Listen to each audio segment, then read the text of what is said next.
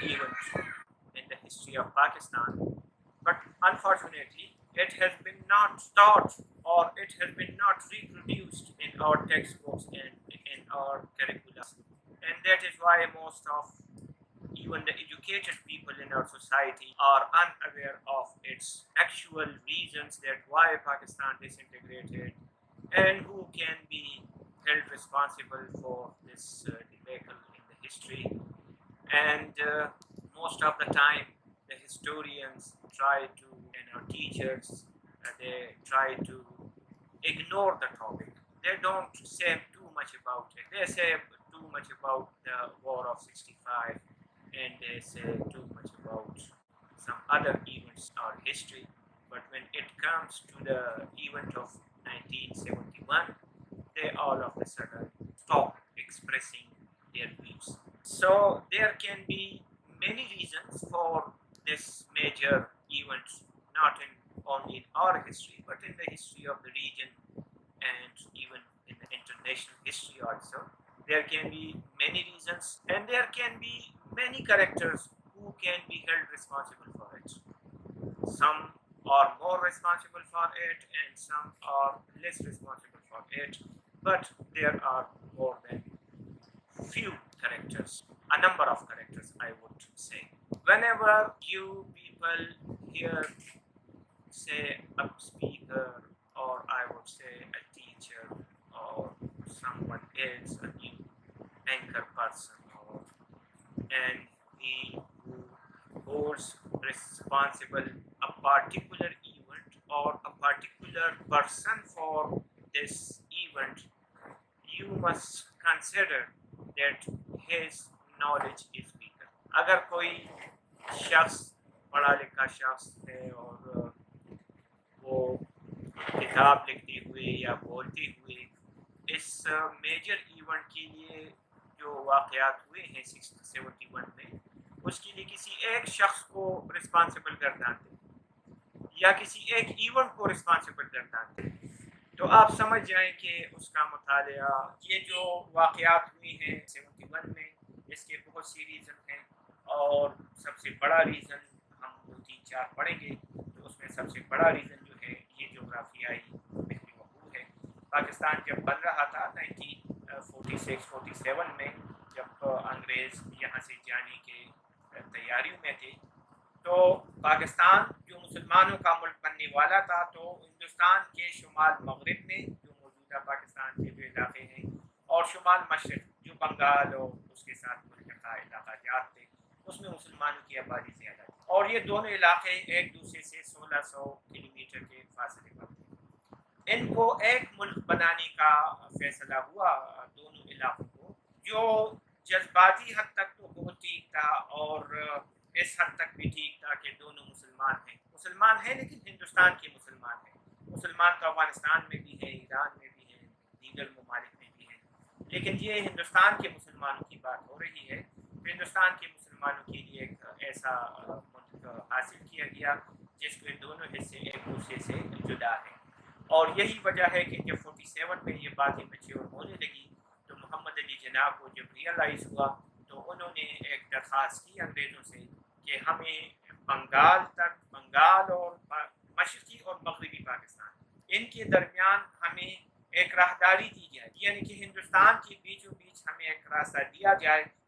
محفوظ راستہ جس سے آتے ہوئے اور جاتے ہوئے ہم پاکستان کے دونوں علاقے ایک دوسرے سے رابطے میں ہوں. ظاہری بات ہے یہ بات انگریزوں نے بھی نہیں مانی اور کانگریس پارٹی والے تو بالکل اس کو ماننے کے لیے تیار نہیں تھے. اس دوران ایک تجویز یہ بھی پیش ہوئی کہ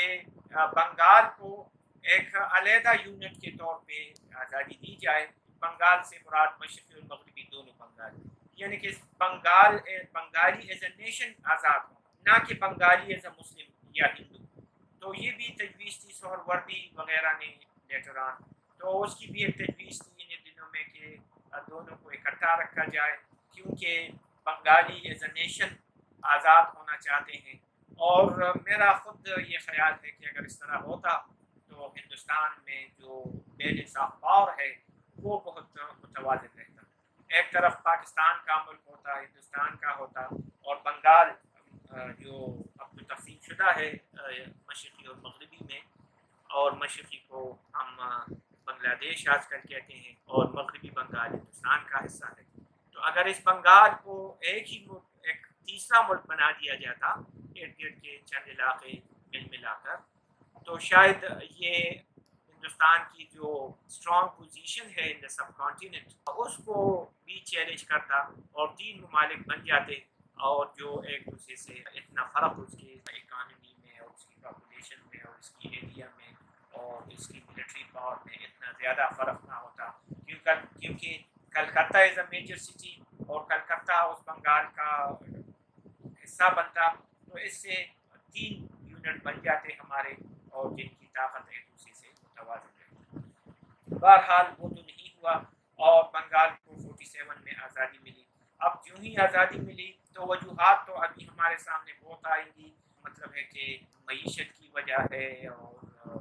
دوسرا سیاسی اختیارات کی وجوہات ہیں، لیکن ان سب سے پہلے جس وجہ نے سر اٹھایا وہ ہے زبان کا مسئلہ۔ زبان ایک ایسی چیز ہے جس پر دنیا کے بیشتر لوگ جو ہیں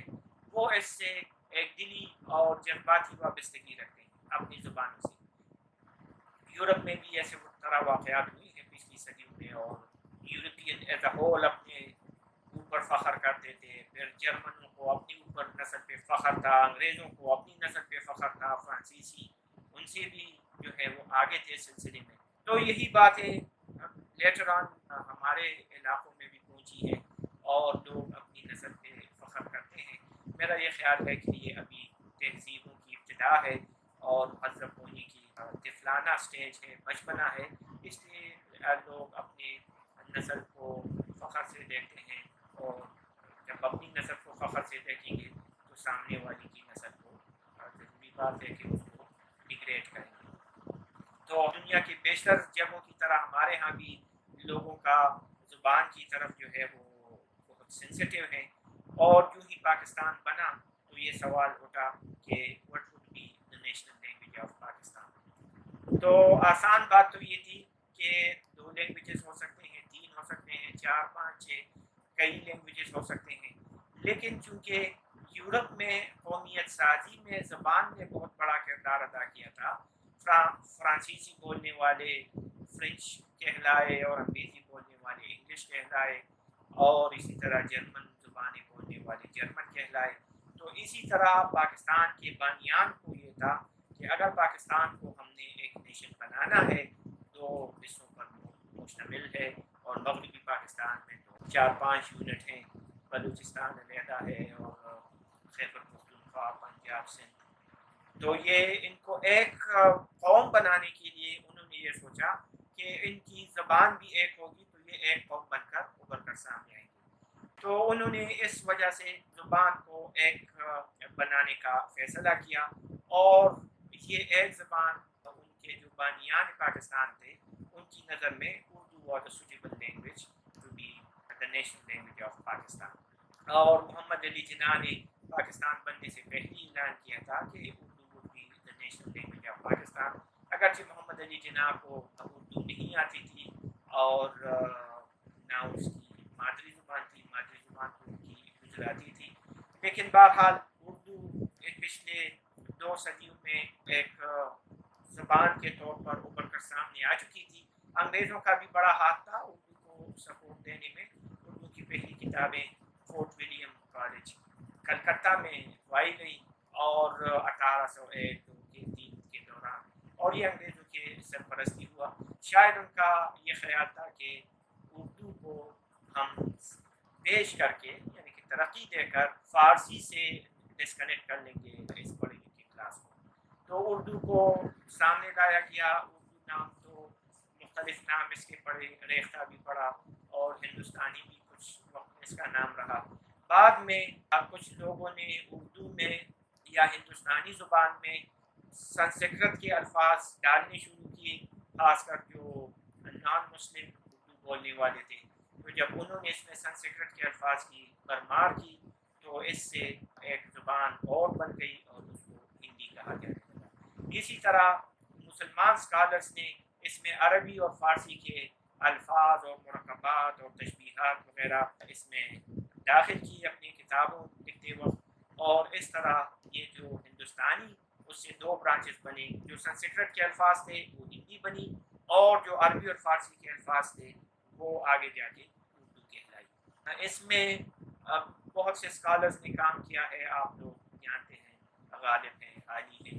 اور الطاف حسین عالی، لیکن مولانا ابوالکلام آزاد نے اپنی تحریروں میں، اچھی تحریریں ہیں اس کی، انہوں نے بہت زیادہ، چونکہ اس کی عربی اس نے بچپن میں سیکھی تھی، نسل اس کی مادری زبان تھی، تو اس نے عربی کو کے الفاظ بہت زیادہ شامل کیے، تو اس وجہ سے یہ ایک قسم سے مسلمانوں کی زبان بن گئی اردو،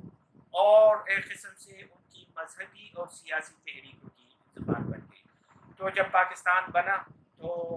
ایک آبویس چوائس جو تھا وہ اردو تھا، تھوڑی ترقی یافتہ زبان بھی تھی، کتابیں وغیرہ اس میں موجود تھی، ٹرمینالوجیز وغیرہ، تو اردو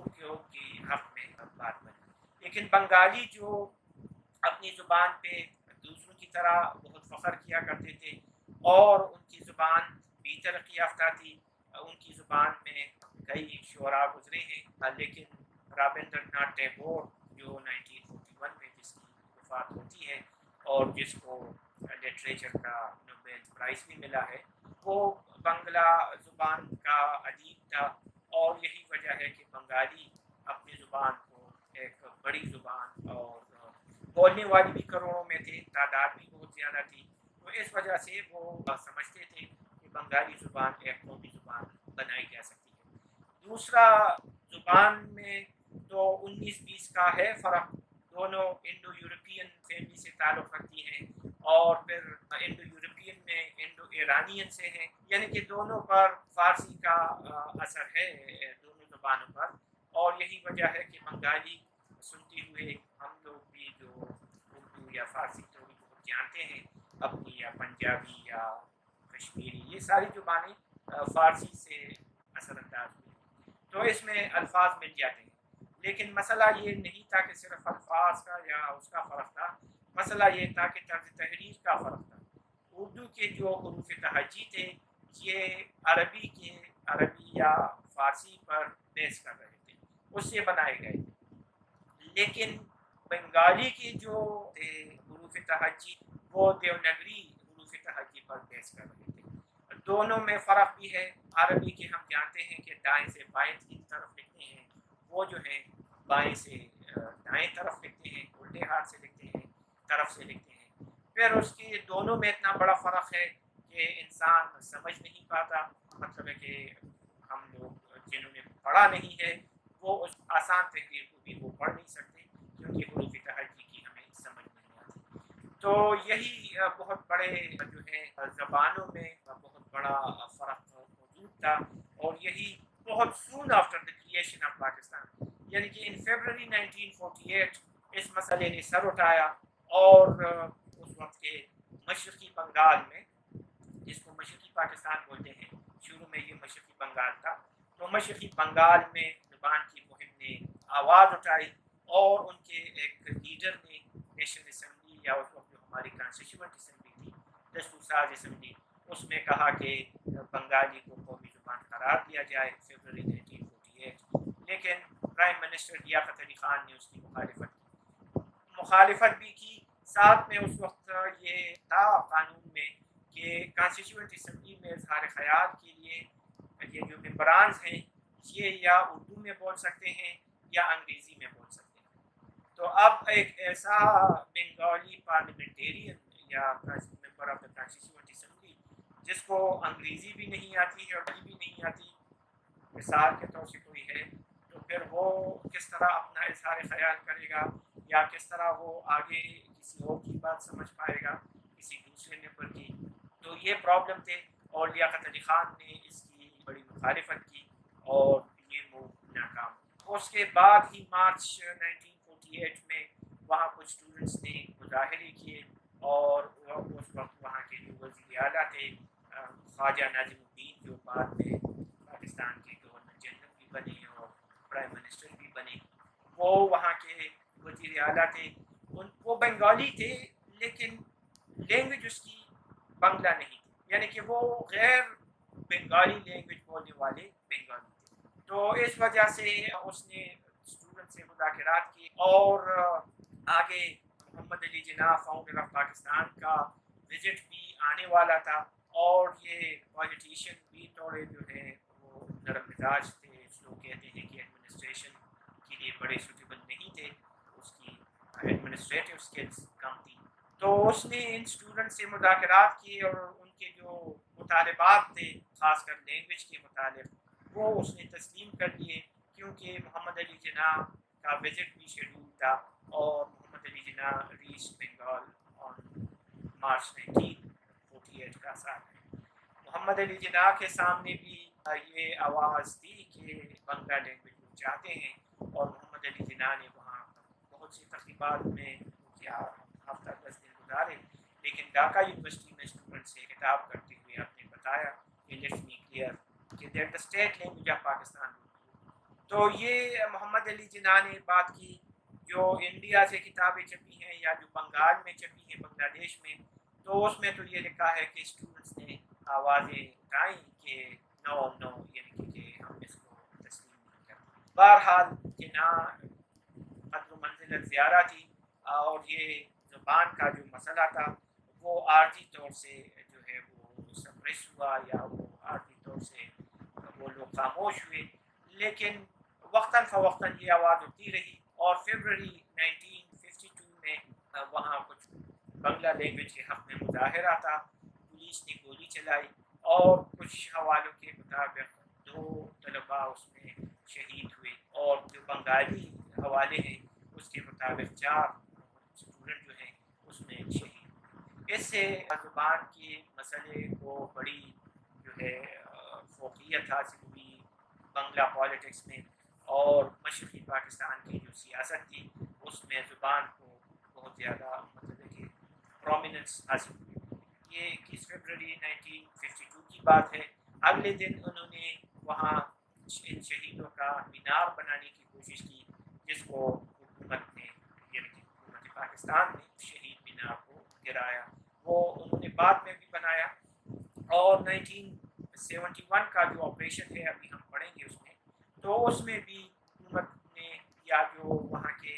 مارشل ایڈمنسٹریٹرس تھے انہوں نے وہاں یہ شہید مینار دوبارہ جو ہے مسمار کر دیا. اب یہ ایک ایسے سمبولک واقعات تھے جس سے بنگالیوں کے جذباتی وابستگی تھی اور ان کو غیر ضروری طور سے چھیڑا گیا, تو جس سے وہ اور بھی متنفر ہوئے اور جدائی کے راستے پر چلنے لگے. یہ 22 فروری جو ہے یہ پچھلے چند سالوں سے اقوام متحدہ کے تحت یہ مادری زبانوں کا عالمی دن کے طور پہ منایا جاتا ہے, اور پاکستان میں بھی منایا جاتا ہے مادری زبانوں کا عالمی دن 22 فروری ایوری ایئر. اور اس کی جو روٹ ہے وہ وہی فائرنگ کا واقعہ ہے جو اس وقت کے مشرقی بنگال میں ہم لوگ بھی مناتے ہیں شاید یونیورسٹی کالجز میں یا سوشل میڈیا وغیرہ پر, لیکن کوئی اس کی ہسٹری نہیں پوچھتا کہ بھائی یہ دن کہاں سے شروع. جس طرح لیبر ڈے ہے ہم مناتے ہیں 1 مئی کو, تو ہم جانتے ہیں کہ 1886 میں شکاگو میں مزدوروں نے اپنے حق کے لیے جلوس نکالا, اس پر فائرنگ ہوئی, 2-3 دن پھر وہ واقعات ہوئے اور اس کی یاد میں یہ منایا جاتا ہے 1 مئی. تو 22 فروری کیوں مناتے ہیں اس کی وجہ بھی مشرقی بنگال میں زیادہ سے زیادہ جو 4 ہیں یا 2 طلباء جو شہید ہوئے ہیں ان کی یاد میں ہے. وہ 4 اس لیے بھی ہو سکتے ہیں کہ وہ جو 4 کے نام اور تصاویر اور ان کے جو تعلیمی ادارے ہیں اس کی پوری ڈیٹیل دیتے ہیں, تو اس وجہ سے زیادہ امکان یہ ہے کہ یہ 4 طلباء جو ہیں اس میں شہید ہوئے ہیں. اس دوران ایک تجویز یہ بھی آئی مرکزی حکومت کی طرف سے کہ بنگالی کے لیے بھی عربی رسم الخط چنا جائے. یہ بات بھی ان کو ناپسند ہوئی اور کہ یہ ایک ایسی تجویز تھی جو کسی بھی لحاظ سے ان کی لیے قابل قبول نہیں تھی, لیکن ان کی ایسی تجاویز کے سامنے لا کر دونوں خطوں کے عوام میں دوریاں پیدا ہوتی رہی. عربی رسم الخط اگر وہ لگاتے all of the sudden 92 and onward, تو اس کی جو پرانی کتابیں ہیں وہ ختم ہو جاتی, وہ پھر جو آنے والی جنریشن ہے وہ تو بنگالی زبان کو الف ب ب میں سیکھ لیتے، اور جو پرانی کتابیں ہیں وہ تو بنگلہ رسم الخط میں ہوتی، تو انہوں نے اس کی بڑی مخالفت کی۔ ہم جانتے ہیں کہ پنجابی زبان پاکستان میں عربی فارسی رسم الخط میں لکھی جاتی ہے، اور بھارتی پنجاب میں وہاں ہندی رسم الخط میں لکھی جاتی ہے۔ تو زبان کا مسئلہ پاکستان بننے کے بعد شروع ہوا اور آخری دن تک جاری رہا۔ 1971 میں جب آپریشن جاری تھا، ہم یہ پڑھیں گے بھی کہ افواہیں بہت زیادہ تھیں، اور ان افواہوں نے بہت نقصان پہنچایا پاکستان کی ساکھ کو یا بنگالیوں کو متنفر کرنے میں۔ اکثر وہ افواہیں غلط بھی ثابت ہو جاتی، لیکن وہ 3-4 دنوں میں لوگوں کے دلوں میں اتنی نفرت بڑھ چکا ہوتا کہ اگر 8ویں 10ویں دن کو پتہ چل بھی جاتا کہ یہ تو افواہ تھی، غلط بات ہے، پھر وہ ریکوری نہیں ہو پاتی۔ تو بہت زیادہ افواہوں میں ایک افواہ یہ بھی تھی کہ مارشل لا ایڈمنسٹریٹر نے اعلان کیا ہے، آپریشن جو مارچ میں شروع ہوا اس کے بعد اس نے اعلان کیا ہے کہ جو دکانوں کے اور گھروں اور دفاتر کے جو سائن بورڈز ہیں یہ اردو میں ہوں گے، اور یہ افواہ بنی، اور کہتے ہیں کہ جو لوگ بورڈز بنانے والے تھے یا جو خطاط وغیرہ تھے ان پہ لوگ چلے گئے اور ان سے اپنے دکانوں اور گھروں کے لیے بورڈز بنانے لگے تاکہ آرڈر کا، لیکن اس دوران ان کے دلوں میں نفرت بھی تھی۔ 4-5 دن بعد پتہ چلا کہ یہ تو افواہ ہے، مارشل ایڈمنسٹریٹر نے ایسا کوئی حکم نامہ جاری نہیں کیا، لیکن 4-5 دنوں میں ان کے دلوں میں جو نفرت پیدا ہوئی اس کی ریکوری نہیں ہو سکی۔ اسی طرح اور بھی افواہیں ہوئی، کچھ پڑھے لکھے یا دانشور لوگ یا ادیب لوگ یا شاعر یہ اگر 4-5 دن اس پہ نظر نہیں آتے، سین پہ کسی ریڈیو پہ نظر نہیں آتے، ٹی وی پہ نظر نہیں آتے، یا مطلب اخبار وغیرہ میں، تو اس کے بارے میں از خود یہ لوگ افواہ چلا دیتے تھے کہ ان کو جان سے مار دیا گیا ہے۔ اور 4-5 دن 8 دن ہفتہ 20 دن بعد پتہ چل جاتا کہ نہیں، جو مرحوم پروفیسر یا دانشور یا مشہور شخص تھا وہ تو زندہ ہے، لیکن اس دوران لوگوں کے دلوں میں نفرت پیدا ہوتی ہے۔ ان کی جو افواہیں ہیں خاص کر 71 کی وار میں، تو انہوں نے ایک ریڈیو شروع کیا تھا، آزاد بنگلہ بیتار بولتے ہیں، ریڈیو کو بیتار بولا کرتے تھے، وائرلیس خفیہ مقام سے، اور یہ ریڈیو چلتا تھا اور اس پہ چند نغمے اور تقاریر وغیرہ اور بیانات وغیرہ چلتے تھے۔ اسی طرح قریبی ہندوستان میں جو کلکتہ شہر ہے بنگالیوں کا، اس میں بھی ریڈیو تھا، اور اس نے بنگلہ زبان ان کی بھی ہے ان کی بھی تھی، تو انہوں نے پروگرام چلائے اور انہوں نے افواہیں پھیلانے میں بڑا کام دکھایا۔ اسی طرح مشرقی بنگال میں یا مشرقی پاکستان میں اس وقت جو ریڈیو اسٹیشن تھا، کہتے ہیں کہ اس کا ٹرانسمیشن جو ہے وہ اتنا پاورفل نہیں تھا اور دور دراز علاقوں تک نہیں پہنچتا تھا۔ پھر لوگ اس طرح ان کی ایک نفسیات بن گئی بنگالیوں کی کہ ریڈیو یا اخبار سے اگر کوئی ٹھیک خبر بھی نشر ہوتی تو وہ ان پر یقین نہیں کرتے تھے، اگر آزاد بنگلہ بیتار سے یا ریڈیو کلکتہ سے کوئی بھی خبر جھوٹی بھی نشر ہوتی تو وہ اس پر یقین کر لیتے تھے۔ یہ نفسیات بن جاتی ہیں۔ مغربی پاکستان میں بالکل اس کے الٹ تھا۔ مغربی پاکستان میں لوگ ریڈیو اور اخبارات پہ یقین کرتے تھے، وہ یہاں غلط خبر بھی چھپتی، مطلب ہے کہ حالات کو چھپا کر بھی پیش کیا جاتا تو اس کو مغربی پاکستان والے تسلیم کرتے، اور اگر کوئی اور ریڈیو اسٹیشن جس طرح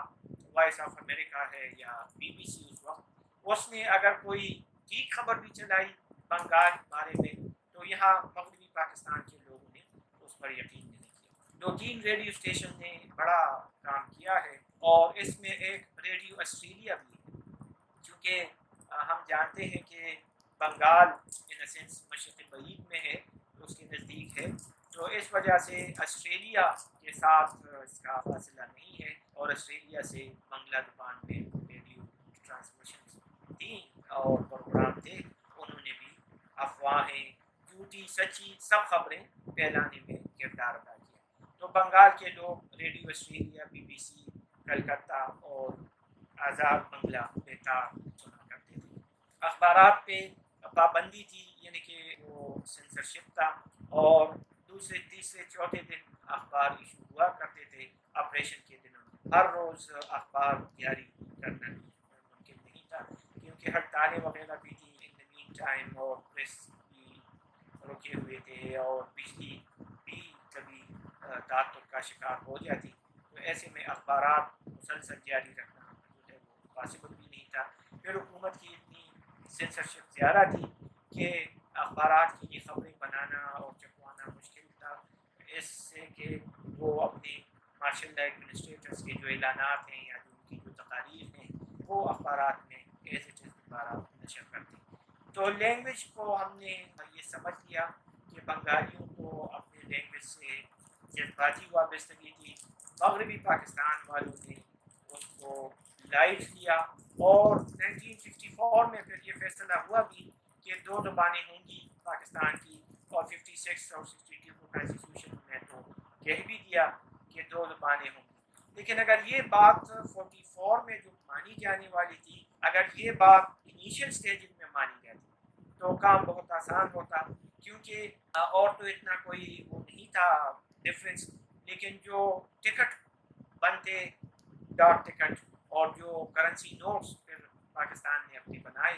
تو اس پر اردو یا انگریزی تحریر تھی، اور یہ بات ان کو پسند نہیں۔ پھر 54 کے بعد جو بنے ہیں اس پہ دونوں زبانیں ہیں۔ آج بھی کچھ لوگ جو پرانے کرنسی نوٹس اور ڈاک ٹکٹ جمع کرتے ہیں، ہم دیکھ سکتے ہیں کہ اس میں بنگالی اور اردو اینڈ انگلش تینوں زبانوں پہ تحریر موجود ہے۔ اس کے بعد معاشی صورتحال ہے۔ معاشی صورتحال بھی دونوں خطوں کے درمیان متوازن نہیں تھی۔ ان کی آبادی زیادہ تھی، 54% تھی اراؤنڈ اباؤٹ۔ مغربی پاکستان ہے، اس کی آبادی بھی کم تھی، لیکن مغربی پاکستان میں جو پیسہ کی جو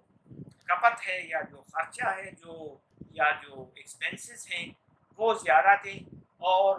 مشرقی پاکستان کے لیے بجٹ ایلوکیشن بہت زیادہ کم تھا،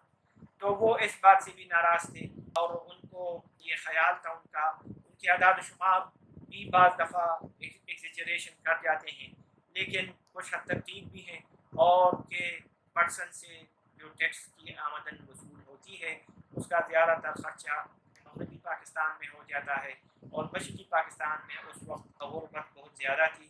اور وہ چاہتے تھے کہ یہاں جو ہے انویسٹمنٹ ہو تاکہ یہاں بھی کارخانے لگیں۔ اس کے بعد یہ بھی سمجھتے تھے کہ مشرقی پاکستان جو درآمدات کرتا ہے یعنی کہ امپورٹس کرتا ہے وہ بھی وایا کراچی آتی ہے۔ ایک اس نے لکھا ہے ان کے ایک آتھر شریف الحق تعلیم نے لکھا ہے، پاکستان سے بنگلہ دیش کی اس کی کتاب ہے، فوجی ہے پرانا، تو اس نے لکھا ہے کہ جو فوجیوں کے لیے جو ماسکیٹو نیٹ بھی بنتے تھے تو وہ بھی بن جاتے تھے وہاں، لیکن رنگائی کے لیے پھر کراچی آتے اور واپس چلے جاتے۔ اسی طرح بہت سی چیزیں اس طرح تھی کہ جو وایا کراچی ان تک پہنچتی، اور وہ لوگ اس پہ یہ سوچ رہے تھے کہ ہمارا جو حق ہے وہ مارا جا رہا ہے، اور ہمیں پورا حق معاشی وہ نہیں مل رہا۔ اس کے بعد جو ہے صوبائی خود مختاری بھی آ جاتی ہے کہ وہ صوبائی خود مختاری کا ڈیمانڈ کرنے لگے تاکہ ان کو جو معاشی حق ہے کہ وہ پورا مل جائے۔ ملکی برآمدات میں ان کا کلیم تھا کہ ہمارا حصہ 60 سے 80% تک ہے، لیکن جو ترقیاتی بجٹ ہے اس کا 20% وہاں خرچ ہو رہا ہے، اور زیادہ تر خرچہ جو ہے وہ مغربی پاکستان میں ہو رہا ہے۔ ان کی بات بھی ٹھیک تھی۔ یہاں یہ بات تھی کہ چونکہ پاکستان میں جو مہاجرین آئے ہیں کراچی کو خاص کر، تو اس میں زیادہ تر ہندوستان کے کاروباری لوگ بھی تھے، اور وہ جب کراچی پہنچے ہیں تو انہوں نے کاروبار کیا، تجارت شروع کیا، اور یوں کراچی اور پاکستان کے چند دیگر شہر وہ ترقی میں آگے جانے لگے۔ جبکہ مشرقی بنگال جو ہے وہاں جو تاجر لوگ تھے وہ الٹا ہندوستان چلے گئے، کیونکہ زیادہ تر ہندو تھے تو وہ ہندوستان چلے گئے، تو اس وجہ سے وہاں تاجروں کی کمی تھی۔ یہ لوگ اپنے مغربی پاکستان کے جو آتھرز ہیں وہ یہ کلیم کرتے ہیں۔ پھر یہ بھی کہ حکومت نے کوششیں بھی کی، بعض حکومتوں نے، اور ایوب خان نے ان کو جو بجٹ ہے اس میں اضافہ بھی دلوایا، لیکن ان کی جو شاید دل سے یا پوری طرح سے اس پہ عمل درآمد نہیں ہوا ہوگا اس بجٹ کی ایلوکیشن پہ، اور اس وجہ سے ان کی کبھی بھی تسلی نہیں ہوئی۔ فیکٹس اینڈ فگرز میں یا پیپر پہ تو ان کو بعض دفعہ آدھے پیسے مل رہے ہیں، لیکن حقیقت میں شاید ان کو نہیں مل رہا ہوتا، یا ان کے جو صوبائی سیاست کرنے والے سیاستدان تھے وہ شاید ان باتوں کو توڑ مروڑ کر پیش کر رہے تھے۔ بہرحال عام لوگ جو ہیں وہ یہ سمجھنے لگے کہ ہم سے معاشی ناانصافی ہو رہی ہے، اور اس معاشی ناانصافی کے چھٹکارا حاصل کرنے کے لیے ہمیں صوبائی خود مختاری کا مطالبہ کرنا چاہیے۔ زیادہ سے زیادہ صوبے کو خود مختاری ہوگی تو زیادہ سے زیادہ اس کو اپنے وسائل پر اختیار زیادہ ملے گا۔ فیڈرلزم یا فیڈریشن ان پاکستان ویسی بھی ویک تھا، مرکزی حکومت کے پاس اختیارات زیادہ تھے، اگرچہ آئین نے صوبوں میں بھی حکومتیں بنانے کا کہا تھا، لیکن یہ حکومتیں صوبائی حکومتیں مضبوط مرکز کے تابع تھی۔ پھر ان کی تعداد بھی پہلی کانسٹیٹیوئنٹ اسمبلی میں مشرقی پاکستان کے اراکین کی تعداد زیادہ تھی، 74 ایکچوئل ممبرس تھے، پورے ممبر تو 79 تھے لیکن 5 شامل نہیں ہوئے تو 74 تھے۔ 74 میں 44 ور فرام دا ایسٹ پاکستان۔ تو پہلی کانسٹیٹیوئنٹ اسمبلی میں تو ان کو میجارٹی حاصل تھی، لیکن جب دوسری کانسٹیٹیوئنٹ اسمبلی بنی تو اس میں 40+40 دونوں حصوں سے چنے گئے، اور یہی وجہ ہے کہ ارلی 1950s میں جب خواجہ ناظم الدین تھے تو انہوں نے یہ ایک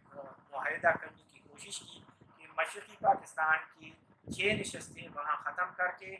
مغربی پاکستان کو دی جائیں۔ تو یہ باتیں ان بنگالیوں کو پسند آنے والی نہیں تھی، اور وہ ان سب چیزوں کو شک کی نگاہ سے دیکھتے تھے۔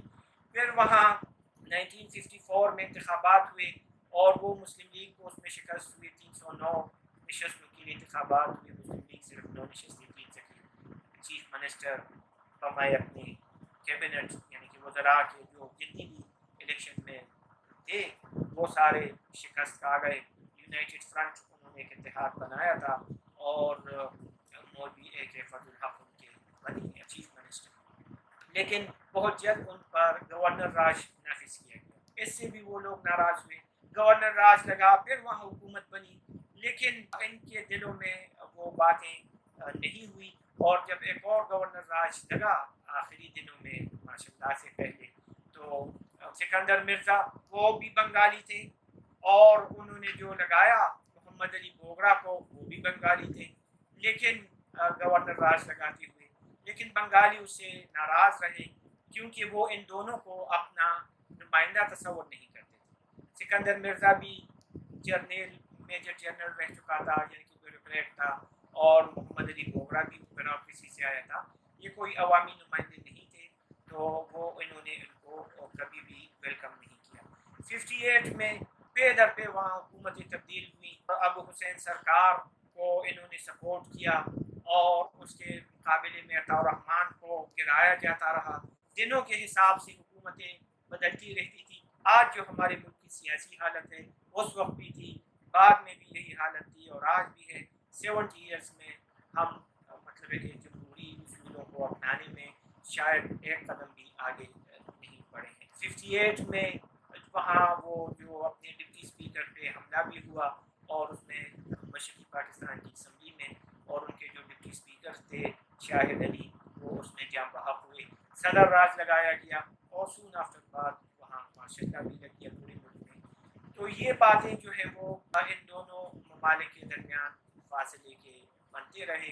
ایک یہ بھی ہے کہ ان کا جو اسلام کی طرف جو پہچان ہے یا جو لک ہے وہ ہم سے جدا ہے، مغربی پاکستان والوں کی طرف سے۔ وہاں جو اسلام پہنچا ہے مشرقی پاکستان، وہ عربوں کے توسط سے پہنچا ہے۔ عرب تاجر لوگ جو سری لنکا بھی جایا کرتے تھے، بنگال وغیرہ، اور in a sense they are good Muslim, اور اگر ہم ان کے نام بھی دیکھیں تو ان کے نام جو ہیں وہ بہت عربی میں ہیں۔ ہمارے اس احاطے میں جو مغربی پاکستان ہے یہاں جو اسلام پہنچا ہے تو محمد بن قاسم کے حملے کے بعد آیا ہے، لیکن پھر ہمیں جو اسلام آیا ہے وہ تو سنٹرل ایشیا سے آیا ہے یا پرشیا سے، تو اس میں سنٹرل ایشین یا پرشین انفلوئنس زیادہ ہے. یہ انفلوئنس ہمارے ناموں میں بھی جو ہے ریفلیکٹ ہوتا ہے. لیکن ان کا جو بیہیویئر تھا بنگالیوں کا، وہ کچھ سیاست کے معاملے میں زیادہ تر سیکولر واقعہ ہوئے، اور انہوں نے سیاست اور مذہب کو علیحدہ دیکھنے کی کوشش کی، یا کم از کم ان کی لیڈرشپ جو تھی وہ سیکولر تھی. ہمارے ہاں لیڈرشپ اپنے طور سے جیسی بھی تھی یا آج بھی ہوتی ہے، لیکن عوام کو منوانے کے لیے یا ان کو اپنے ساتھ ملانے کے لیے مذہب کا سہارا لیتے ہیں. یہ لوگ کہتے ہیں مذہبی کارڈ استعمال کرتے ہیں، اور یہ بڑا ٹرمپ کارڈ ہے جس سے یہ کامیابی بھی حاصل کر لیتے ہیں. تو یہ جو ہیں دونوں ممالک کے درمیان فاصلے تھے. اور بنگال ویسی بھی اتنا بڑا علاقہ تھا، اتنا زرخیز علاقہ تھا، اتنا بڑا پاپولیٹڈ تھا کہ یہ کبھی ہندوستان کے ایز سچ، اگر ہم ہندوستان کی پرانی ہسٹری بھی دیکھیں تو جب مغل رول کمزور ہوا تو سب سے پہلے بنگال کے صوبیدار نے علیحدگی کی، کیونکہ وہ اسٹرانگ بھی تھا اور وہ مرکز یعنی کہ دہلی سے بہت دور بھی تھا، اس کو آسانی سے وہ مرکز سے آزاد رہ سکتا تھا. ٹائم اینڈ اگین ہم ہسٹری میں یہ دیکھتے ہیں کہ بنگال میں علیحدہ سیٹ اپ ہوتا ہے. بعض دفعہ اس طرح جیسے کہ اورنگزیب نے یا انگریزوں نے اس کو اکٹھا بھی رکھا، لیکن وہ جدا بھی ایک علیحدہ یونٹ ہے. ان کی زبان علیحدہ ہے، ان کا اکانومی علیحدہ ہے، ان کا خوراک اور لباس علیحدہ ہے. یہ خوراک بھی بہت بڑا مسئلہ تھا. یہاں کے لوگ گندم جوار شوق سے کھاتے ہیں، وہاں کے لوگ جو ہیں وہ چاول اور دال کھاتے ہیں. چاول کو بھات بولتے ہیں، وہ کچھ ابلے ہوئے چاول ہوتے ہیں، وہ ان کی مرغوب غذا ہے. مغربی پاکستان والے جب ان کو حقارت سے دیکھا کرتے تھے تو وہ ان کو چاول کا وہ کہتے تھے کہ چاول کھانے والے ہیں. اسی وجہ سے جب 70 میں دونوں افواج کی مشترکہ یونٹس بنانے کی کوشش کی گئی، مطلب ہے کہ جو مشرقی پاکستان کے جو یونٹس ہیں اور مغربی پاکستان کے جو یونٹس ہیں، ایک تجویز یہ بھی تھی کہ ان کو آپس میں ملا دیا جائے، اور کچھ بنگالی ہوں اور کچھ مغربی پاکستان والے ہوں، پنجابی زیادہ ہیں فوج میں اور وغیرہ، تو ان کو آپس میں مکس اپ کیا جائے تاکہ یہ ایک آدمی کی جھلک دکھا سکے. لیکن پھر ان کو یہ خوف بھی تھا کہ اگر ایک مس میں کھانا دیا جائے ان فوجیوں کو، تو اگر اس پہ ریوولٹ ہوا کہ آٹا گندم نہیں کھا رہے ہمیں چاول دو، اور اگر چاول دیا جائے تو آٹے والے جو ہے وہ انکاری ہو سکتے ہیں. تو اس قسم کے سوالات تھے. یہ بھی کہا گیا کہ بنگالیوں کا قد کم ہے یا ان کی رنگت جو ہے وہ کمزور ہے، اور ہمارے بہت سے پڑھے لکھے لوگ انہوں نے دانستہ یا نادانستہ طور سے نسلی تفاخر میں آ کے بنگالیوں کو کم تر سمجھنے کی کوشش کی. اس سے بھی وہ لوگ ناراض ہوئے. ظاہری طور سے شاید ان کا قد بھی کم تھا، یا شاید اس کی رنگت بھی تھوڑی ڈارک ہو، لیکن ذہنی لحاظ سے یا تعلیم کے لحاظ سے یا سیاسی سمجھ بوجھ کے لحاظ سے وہ تو شاید مغربی پاکستان سے آگے تھے، اور وہ ان باتوں پر دل ہی دل میں جو ہے وہ نہ لاتے. جب آپریشن شروع ہوا تو عام لوگوں نے، زیادہ تر عام لوگوں نے، وہ تو شیخ مجیب کے اس میں آ چکے تھے، اس کے شہر میں آ چکے تھے، اور کچھ لوگ ایسے بھی تھے جو پاکستان کے حامی تھے، یہ کہ متحدہ پاکستان کے حامی. یہ کون تھے؟ بنگال میں ایک تو اردو سپیکنگ یا بہاری بھی تھے، جو بہار از the nearest province of India, وہاں سے مسلمان ہجرت کر کے آئے تھے اور یہاں آباد ہو گئے تھے. تو یہ پاکستان سے محبت کرنے والے لوگ تھے. پھر کچھ مذہب پسند جو مذہب اور سیاست کو ایک سمجھتے ہیں، وہ بھی پاکستان کے اس میں تھے، کیونکہ پاکستان آفٹر آل اسلام کے نام پر بنا تھا، تو وہ چاہتے تھے کہ مسلمانوں کا یہ ملک جو ہے یہ مستحکم ہو اور ترقی کر سکے. وہاں جو جماعت اسلامی کا تھا پوزیشن، انہوں نے پاکستان کا بڑا ساتھ دیا ہے. اور جب 71 کا جو آپریشن شروع ہوا تو جس طرح بنگالیوں نے یا علیحدگی پسندوں نے جس طرح اپنے لیے مکتی باہنی بنائی، لبریشن فرنٹ مکتی باہنی کا مطلب بنتا ہے، تو جس طرح انہوں نے مکتی باہنی بنائی اور اس میں کچھ ریٹائرڈ اور فوج سے جانے والے فوجی شامل تھے اور عام اسٹوڈنٹس وغیرہ کالج یونیورسٹی کے اسٹوڈنٹس بھی شامل تھے، اسی طرح مارشل ایڈمنسٹریٹرس نے بھی اپنی جو ہے وہ فورسز بنائی، اس کو رضاکار بھی کہا، اور اس میں جو شہرت ہوئی وہ البدر اور الشمس کو ہوئی۔ البدر جو ہے یہ جماعت اسلامی کے ماتحت تھی اور انہوں نے پاکستان کے لیے بڑی قربانیاں دی ہیں، اور ہم دیکھتے ہیں کہ پچھلے 8-10 سال پہلے جب بنگال میں شیخ مجیب کی بیٹی یعنی کہ شیخ حسینہ واجد کی مضبوط حکومتیں آئی ہیں گزشتہ چند سالوں سے، تو وہ سیکولر ایجنڈا پر عمل درآمد کر رہی ہیں، اور اس نے جو 70 کے جو اسٹوڈنٹ لیڈر تھے البدر کے، ان کو جو اب یعنی کہ 2012 میں 11 میں جب مقدمات قائم ہو رہے تھے تو ایجنٹ لوگ بن چکے تھے، ان پر مقدمات چلائے گئے اور ان کو پھانسیاں ہوئیں، جس پر انٹرنیشنل عالمی اداروں نے بھی تنقید کی، پاکستان نے بھی کی، ایک آدھ پہ تو ترکی نے بڑا ایکشن لیا، اپنا سفیر بھی واپس بلایا، اور ان شہداء کے جنازوں میں لاکھوں لوگوں نے شرکت کی، لیکن شیخ حسینہ واجد اپنے مشن میں جاری ہے۔ اس کی مشن کا ہمیں جھلک اس سے بھی نظر آتی ہے کہ اگر ہم بنگلہ دیش کی ٹیکسٹ بکس کو پڑھیں جو بنگلہ لینگویج میں بھی ہیں اور انگریزی میں بھی ہیں، تو جو انگریزی میں جو ہم کتابیں پڑھیں ان کی سوشل اسٹڈیز وغیرہ کی، تو اپنی سے جب ہم موازنہ کریں تو ان کی کتابیں بہت خوبصورت ہیں، خوبصورت ان سینس کی جو کانٹینٹس ہیں وہ خوبصورت ہیں، معاشرتی مسائل کو اجاگر کیا گیا ہے، تیسری جماعت چوتھی جماعت پانچویں جماعت سے ہی بچوں کو بنیادی مسائل کی طرف لے جایا جاتا ہے اور ان کے ذہنوں میں یہ بات بتائی جاتی ہے کہ اکانومی کسے کہتے ہیں، آبادی کا جو بوجھ ہے وہ بتایا جاتا ہے، اچھا سٹیزن کیا ہے، بہت خوبصورت کتابیں ہیں۔ اگر ہم ان کی کتابوں کو، ہمارے جو ارباب اختیار ہیں، اگر وہ ان کی کتابوں کو دیکھ لیں اور اس سے کچھ استفادہ حاصل کریں تو بہت بھلا ہوگا، لیکن پھر اتنی اچھی کتابیں بنا کر پہلے 5 6 7 چیپٹر اچھے ہیں اور اس کو رواداری بھی بتاتے ہیں اور ٹالرنس بھی بتاتے ہیں بچوں کو، لیکن جب پولیٹیکل چیپٹرز آ جاتے ہیں تو اس میں اتنی نفرت ہے اور جھوٹ سچ ملا کر ایسی باتیں بچوں کو پڑھائی جا رہی ہیں کہ وہ بچے اگر یہ پڑھ لیں تو آٹومیٹکلی ان کو پاکستان سے نفرت ہوگی، اور آگے سے یہ بھی لکھتے ہیں کہ پاکستان ریمینڈ آور اینیمی، اور ساتھ میں لکھتے ہیں کہ انڈیا از آور فرینڈ۔ یہ کیوں آور فرینڈ ہے کہ ایک تو جب مجیب کی لڑائی تھی جاری تو باہنی اور علیحدگی پسند بنگالیوں کو انڈیا نے بڑا سپورٹ دیا، اور شاید انڈیا کا سپورٹ اگر نہ ہوتا تو یہ ان کے لیے پاسبل نہیں تھا کہ وہ بنگالیوں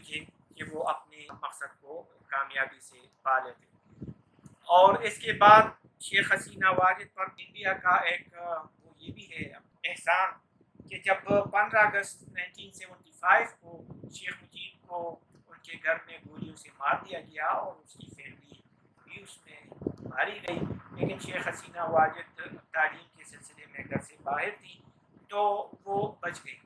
تو ان کو انڈیا نے پھر سیاسی پناہ دی، تو حسینہ واجد جو آج کل وہاں ایک اسٹرانگ لیڈر، اس پر ہندوستان کے 2 احسانات ہیں، ایک 71 والے اور ایک پھر 75 کی، شاید آج کل بھی کچھ ہوں، لیکن بہرحال ان کی اچھی کتابیں لکھ کر آخری 2-3 چیپٹر جو ہیں وہ پھر میرے خیال میں بہت نگیٹو ہیں اور سوٹیبل نہیں ہیں۔ بنگال کے 3 اطراف ہندوستان میں تھوڑی سی باؤنڈری میانمار یا اس کو برما کہلاتا تھا اس کے ساتھ لگی ہے، اور ساؤتھ میں اس کے خلیج بنگال، لیکن 3 اطراف میں اس کے ہندوستان ہے۔ یہ 4165 کلومیٹر کی باؤنڈری ہے، بہت زیادہ باؤنڈری ہے، مطلب ہے کہ انسرکل کیا ہوا ہے، چھوٹا سا ملک ہے، رقبے اتنا کم ہے، لیکن چونکہ ایک ہی ملک اس کے ارد گرد ہے، اب اس ایک ہی ملک کے کو دشمن ملک کے جو پنجے میں ہے، نرغے میں ہے، اس کی بچانے کے لیے ہمارے پاس وہاں فوج کی تعداد بہت کم، اور جب 71 کا آپریشن تھا تو پھر ہمیں وہاں مزید فوجی بھجوانے چاہیے تھے، کچھ بیجی بھی، کہ بنگالی اعتراض لگاتے ہیں کہ آپریشن سے پہلے سفید کپڑوں میں جہاز بھر بھر کے آ رہے تھے، اور ان کا یہ خیال تھا کہ یہ فوجی ہی ہیں جو وداؤٹ یونیفارم دیور لینڈنگ آن ڈھاکہ ایئرپورٹ۔ لیکن یہ ہوائی جہاز کے فوجیوں کی مدد سے یہ جنگیں اتنی بڑی جنگ نہیں لڑی جا سکتی ہے۔ پھر وہاں جو اپنا ہوائی اڈہ تھا ڈھاکہ، وہ 71 کی وار میں جب وہ ڈیمیج ہوا تو ہمارے پاس کوئی اور اسٹرک تھا ہی نہیں کہ جس سے جہاز کو اڑا کرے، تو اس وجہ سے ہماری اس نے وہ نہیں کیا، کوئی رول پلے نہیں کر سکے جو ایئر لائنس ہیں، ایئر فورس جو ہے۔ دوسری بات یہ ہے کہ اپنی جو بحری فوج ہے، ہمارے پاس اس وقت ایک تھا آبدوز پی این ایس غازی، تو وہ پی این ایس غازی موو کر رہا تھا، اور آل آف دا سڈن جب یہ جنگ شروع ہوئی 3 دسمبر کے بعد، تو آل آف دا سڈن وہ کسی اندرونی ایکسپلوژن سے جو ہے وہ تباہ ہوا، اور اس کا کچھ پتہ نہیں چل سکا اس وقت۔ بعد میں تو معلوم ہوا کہ غرق ہو چکا ہے، تو کچھ لوگ کہتے ہیں کہ بیٹریوں کو چارج کرتے ہوئے کوئی حادثہ ہوا ہوگا۔ یہ امریکی میرین تھا، اور پاکستان کے پاس ایسٹ تھا پچھلے چند سالوں سے، اور 65 کے وار میں بھی اس نے کچھ کیا تھا، وہ ہم کسی اور وقت ڈسکس کریں گے۔ بہرحال 71 کی وار میں یہ جب تباہ ہوا تو اس سے ہندوستان کو جو بحری طاقت ہے اس میں ایبسولوٹ پاور اس کو حاصل ہے۔ پاکستان کی ایک یہ بھی ہے کہ ہم امریکی کی بحری قوت کے انتظار میں تھے، اور 7th فلیٹ یا 7واں بحری بیڑا، بزرگ کہتے ہیں کہ روزانہ اخباروں میں آیا کرتا تھا کہ 7ویں بحری بیڑے نے حرکت کر دی اور 7ویں بحری بیڑے نے خلیج بنگال پہنچ گئے ہیں، لیکن 7ویں بحری بیڑے نے ایز سچ وہ رول پلے نہیں کیا جس کے ہمارے حکمران انتظار میں تھے۔ اگر اس کے ساتھ ہم عالمی طاقتوں کا کردار پڑھیں تو عالمی طاقتوں میں آبویسلی امریکہ کا سب سے پہلے نام آتا ہے۔ پاکستان اور امریکہ اتحادی بھی تھے، کئی ایک معاہدوں میں شامل تھے۔ 1950 کی دہائی میں کل 4 معاہدے ہوئے تھے، اور پاکستان کا یہ خیال تھا کہ ان 4 معاہدوں کے ہوتے ہوئے ہم ہندوستان کے حملے سے محفوظ رہیں، لیکن یہ ان کی خام خیالی تھی، کیونکہ وہ معاہدے امریکہ نے پاکستان کو بچانے کے لیے کیے تھے، لیکن وہ اس صورت میں تھے کہ جب پاکستان پر کوئی کمیونسٹ ملک حملہ کرے گا، مطلب ہے کہ سوویت یونین اگر حملہ کرے گا تو پھر امریکہ پاکستان کی مدد کو آئے گا۔ چونکہ پاکستان سر جنگ میں امریکہ کا حامی تھا، غیر ضروری طور سے یا ہمارے حکمرانوں کی کچھ ذاتی خواہشات تھی یا جو بھی وجہ ہے، انہوں نے کمیونسٹ سوویت یونین کا راستہ روکنے کے لیے امریکہ سے 4 معاہدے کیے 55 میں، اور ایک میوچول اسسٹنٹ ہے، پھر سیٹو ہے، پھر سینٹو ہے، اور پھر 59 میں ہے، اور پھر زبانی کلامی جو وعدے انہوں نے کر رکھے تھے یا جو خطوط اور آفیشیل کرسپانڈنس میں، تو پاکستان کے حکمران یہ سمجھ رہے تھے کہ امریکہ جنگ کی صورت میں پاکستان کی کھل کر مدد کرے گا۔ امریکہ نے ان سینس مدد کی بھی ہے، جب ان کا جو بحری بیڑا آ رہا تھا جس میں انٹرپرائز کا بہت بڑا تھا شپ جو ایئر کرافٹ کیریئر شپ ہے، اس نے حرکت کی، اور وہ جب آ رہا تھا تو یہ ہندوستان پہ دباؤ ڈالنے کے لیے تھا کہ وہ زیادہ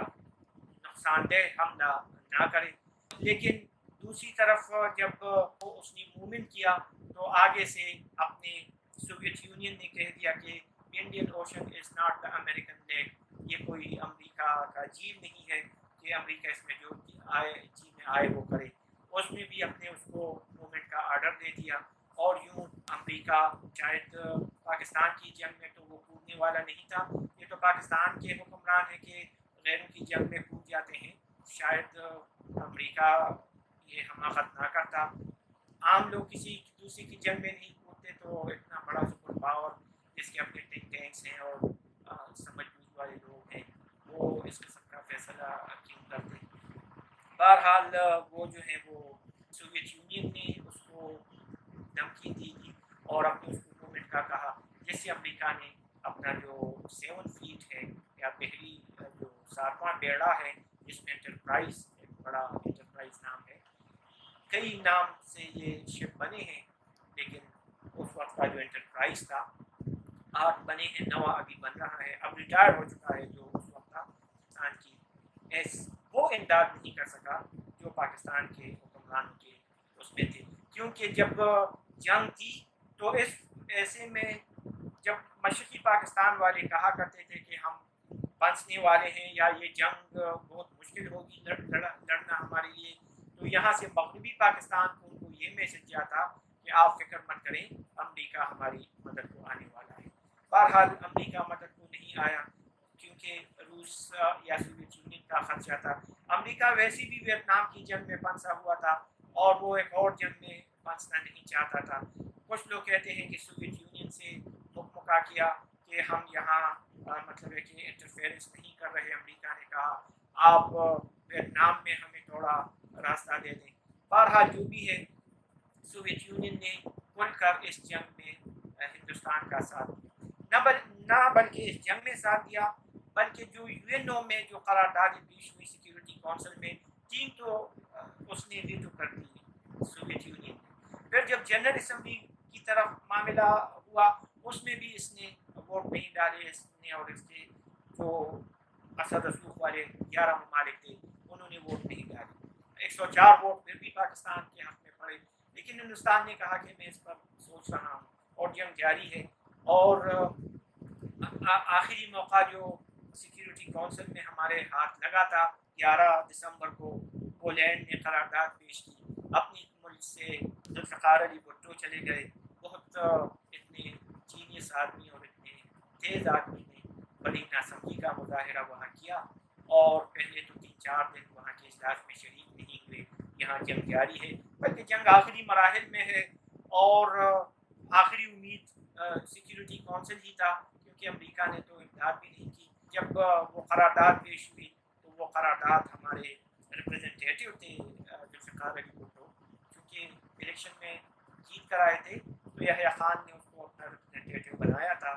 اور اس نے وہ قرارداد پاڑ دی. شکر ہے کہ وہاں بینک ندی اپنی جیب میں ڈالی, ویڈیو موجود ہے, اور بڑی جذباتی تقریر کی. یہ 14 یا 15 اگست کی بات ہے, اگلے دن ہتھیار ڈالنے والے ہیں اور یہ وہاں اتنی موجود والی باتیں کر رہا ہے, گراؤنڈ ریئلٹیز کو نہیں دیکھ رہے. یا شاید دل میں چاہتے ہوں کہ بس جدا ہو تاکہ چھٹکارا ملے یا مجھے حکومت ملے, جو بھی بات ہے, لیکن یہ واقعہ ٹھیک نہیں. سپر پاورز کے کردار کی اگر ہم بات کریں تو سوویت یونین کیوں ہندوستان کا اتنا طرفدار بنا؟ یہ وہ سوویت یونین ہے جو آزادی کے وقت نہ پاکستان کا حامی ہے نہ ہندوستان کا, بلکہ تھوڑا بہت اگر ہم دیکھیں تو ان سینس وہ پاکستان کی طرف جھکاؤ ان کا ہو سکتا ہے, کیونکہ لیاقت علی خان کو انہوں نے بلایا اپنے ملک وزٹ کرنے کے لیے, اور لیاقت علی خان نے وہ دورہ نہیں کیا بلکہ اس کے اگینسٹ اس نے امریکہ کا دورہ کیا اور پھر آگے جا کے کینیڈا کیا. 10 دن وہاں گھومتا پھرتا رہا, مطلب ہے کہ سیر و سیاحت کی. اس سے سوویت یونین والے ناراض ہوئے. پھر آگے جا کے ہم نے امریکہ سے معاہدے کیے, ان کو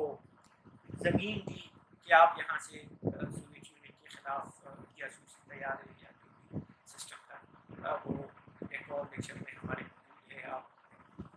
چینل پہ دیکھ سکتے ہیں, یوٹیوب انسٹیٹیوٹ کے نام سے. سوویت یونین بیچ میں سے وہ ہندوستان کا طرفدار بنا تاکہ پاکستان پہ پریشر ڈالا جا سکے. لیکن 1960 میں کچھ واقعات ہوئے, 62 میں چائنا اور انڈیا کی جنگ ہوئی, اور China in the mean time Soviet Union کے تعلقات اس سے خراب ہو چکے تھے لیٹ 50s میں. تو پاکستان نے یہ سوچا کہ شفٹ کیا جائے پاکستان اور سوویت یونین کے 62 63 یا ایوب خان کا دور ہے, وہی ایوب خان جو بہت پرو امریکن ہے, اس کے دور میں حالات بہت بہتر ہوئے. ایوب خان نے 2-3 دورے بھی کیے سوویت یونین کے. پھر 65 کی جنگ میں سوویت یونین بڑا امپارشل رہا اور آگے جا کے ہمارا پیس ایگریمنٹ بھی کرایا, تاشقند جس کو بولتے ہیں, تاشقند سٹی ہے پاکستان کے اندر, اس وقت سوویت یونین کا حصہ تھا. اور مطلب ہے کہ ٹھیک ٹھاک ٹریٹی کرائی اور اپنا سر رسوخ بڑھایا. پھر اس کے بعد بھی ان کے لیڈران آتے گئے, ہماری بھی گئے. ایون یحییٰ خان نے بھی دورہ کیا ہے اقتدار میں آنے کے بعد, اقتدار سے پہلے بھی کیا ہے. لیکن 71 میں پاکستان کے حکمران, چھوٹا ملک ہے ہمارا, اکانومی کمزور ہے اور حالات بھی سیاسی حالات بھی ٹھیک نہیں ہیں, لیکن پاکستان کے حکمران جو آتے ہیں یہ ایڈونچرس بن جاتے ہیں, یہ اپنے سے بڑا کام کرنے کی شوقین ہوتے ہیں اور یہ دنیاوی مسائل میں ہاتھ پاؤں مارنے لگ جاتے ہیں, جیسے کہ یہ سپر پاورز اور مطلب ہے کہ جیسے کہ ان پر کوئی قبضہ نہ ہو, یا جیسے کہ ان کے پاس ہر قسم کے ہتھیار ہو, یا جیسے کہ ان کے پاس سائنس اینڈ ٹیکنالوجی ہو, یا جیسے کہ ان کے پاس تعلیم کے بڑی بڑی ادارے ہوں, اور یہ بین الاقوامی معاملات میں وہ پھر انوالو ہو جاتے ہیں. انوالو کیا ہو جاتے ہیں, وہ مہرے بن جاتے ہیں, پانچ شطرنج کا جو سپاہی پان ہوتا ہے وہ پان بن جاتے ہیں. تو 70 میں جو سوویت یونین اور چائنا کے تعلقات جب خراب ہو رہے تھے تو اب امریکہ کی اس پہ نظر ہے کہ امریکہ چائنا سے تعلق بہتر کر دے گا تو سوویت یونین کو آئسولیٹ کر دے گا. تو اس تعلقات کو بہتری کے لیے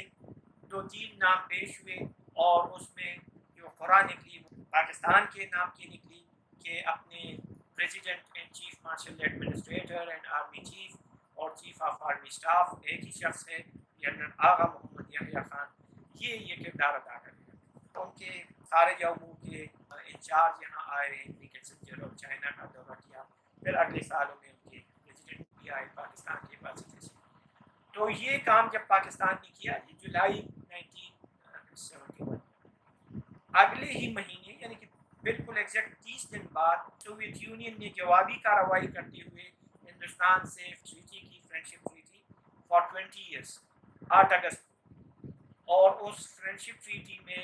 پھر یہ شرط بھی شامل ہوئی کہ ہندوستان سے جنگ سوویت یونین کے ساتھ جنگ شمار ہوئی, اور 8 اگست کو ٹریٹی ہوئی. یہی ٹریٹی پاکستان کو بھی آفر ہوئی, لیکن صاف شرط یہ رکھی گئی تھی کہ سیٹوں اور سیکٹروں سے آپ ہاتھ کھینچ لیں, ہم آپ کے ساتھ. اگر یہ مطالبہ بھی مان لیا جاتا تو شاید حالات یہ رخ اختیار نہ کرتے. بہرحال ہندوستان جو ہے اب وہ اس کے لیے میدان تیار ہے. ایک تو مفتی باہنی نے مشرقی بنگال میں حالات خراب کر رکھے ہیں, اب وہ لوگوں کو بموں سے اڑا رہے ہیں اور بجلی کے کنیکشنز توڑ رہے ہیں, تعلیمی ادارے بند کر. حالات خراب کرنا ان سینس تھوڑا آسان کام ہے, حالات ٹھیک کرنا بہت چیلنجنگ کام ہے. تو وہ اس عمل میں کامیاب ہو رہے تھے کہ باغی والے, لبریشن فرنٹ والے, اور انڈیا یہ سوویت یونین کو اس پہ کھڑا ہے اور وہ اس جنگ میں ٹوٹنے کو تیار ہے. اور نومبر میں انڈیا نے 22 نومبر 1971 کو انڈیا نے مشرقی پاکستان جو ہے اس کا بارڈر کراس کیا اور ملٹری انٹرفیئرنس کر دی. کیوں کر دی؟ کہ سوویت یونین کو اس پہ کھڑا ہے. اب چائنا جو ہے وہ پاکستان کا فرینڈ ہے, 65 کی وار میں ہماری مدد کی ہے, کھل کر کی ہے, لیکن اس جنگ میں اس کے بھی ہاتھ پاؤں بندھے, کیونکہ اس جنگ میں یہ ٹریٹی ہوئی سوویت یونین اور اس کی. اگر چائنا پاکستان کی مدد کرتا ہے یا جنگ میں وارد ہوتا ہے تو پھر یہ تو سوویت یونین کے ساتھ جنگ ہے. Soviet Union was a mighty power اس زمانے کے چائنا کے لحاظ سے. آج بھی رشیا کے پاس بہت زیادہ اسلحہ ہے, اس وقت کا تو بہت زیادہ تھا. اور پھر روس نے یا سوویت یونین نے چائنا پہ دباؤ ڈالنے کے لیے اس کے ساتھ سرحدی جھڑپیں شروع کی چھوٹی موٹی, اور چائنا کو یہ خوف ہوا کہ اگر وہ پاکستان کے ساتھ کچھ انوالومنٹ ہوگی اس کی تو شاید سوویت یونین ایک فل فلیج وار نہ چھیڑ دے. تو چائنا نے اس وجہ سے کھل کر پاکستان کی مدد نہیں کر سکا. دوسری بات یہ ہے کہ جو بھی ملک مدد کرنے والا تھا یا نہیں بھی کرنے والا تھا وہ دونوں یہ مشورہ دیتے تھے کہ یہ سیاسی مسئلہ ہے, اس کا سیاسی حل تجویز کریں, لیکن ہمارے ہاں سیاسی مسئلے کو بندوق سے حل کرنے کی کوشش کی گئی اور جو ناکامی. تو اسی طرح جب چائنا کو وزٹ ہوا اپنے ذوالفقار علی بھٹو اپنے آرمی افسران جو تھے, تینوں آرمی افسران, تو چائنا نے ان سے کہا کہ آپ اس کو سیاسی طور سے حل کریں, جنگ سے احتیاط کریں, اور ساتھ میں یہ بھی کہا کہ آپ نے وہاں جو کمیونسٹ پارٹی ہے بنگال میں, کمیونسٹ پارٹی اسٹرانگ تھی اور وہ علیحدگی پسندی یا شیخ مجید ان کی حامی تھی، اور یہ مفتی باہنی میں کمیونسٹ پارٹی کے بہت سے لوگ تھے، اور کمیونسٹ پارٹی دو دڑوں پر تقسیم ہو چکی تھی، کچھ چائنا کے زیر اثر تھے اور کچھ ماسکو کے زیر اثر۔ تو کہتے ہیں کہ جب پاکستان کا ڈیلیگیشن کیا تو چائنیز اتھارٹیز نے ان کو ایک لسٹ فراہم کی کہ آپ نے تو ہمارے جو حامی ہیں بنگال میں، آپ نے تو 60 لوگوں کو مارا ہے، ان کا کیا بنے گا؟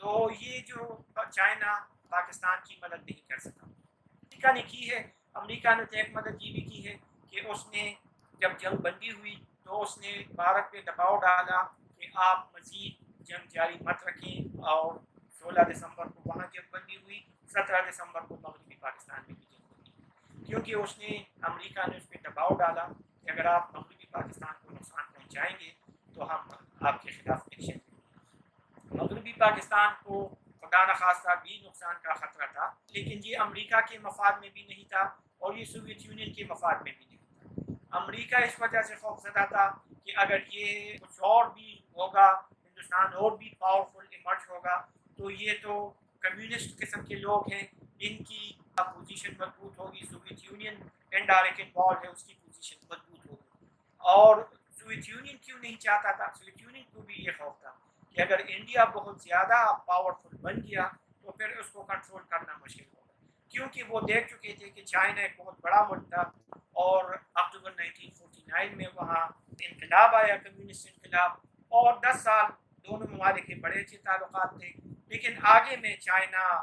نے اپنے پر نکالنے شروع کیے اور سوویت یونین کی جو بگ باس والی پوزیشن تھی وہ اس کو ماننے سے انکاری ہو گئی اور دونوں کی راہیں جدا ہوئی۔ تو اب سوویت یونین کو یہ بھی خوف ہے کہ اگر انڈیا میں بھی سپوز ایک بڑا ملک بن جاتا ہے، پاورفل ملک بن جاتا ہے، تو پھر اب اس کو لگام دینا بھی ایک ڈیفیکلٹی ہوگی، ان کے تو قریب تھا، تو انہوں نے بھی انڈیا کو مزید کارروائی کرنے سے روکا، اور یوں جو جنگ 3 دسمبر کو شروع ہوئی تھی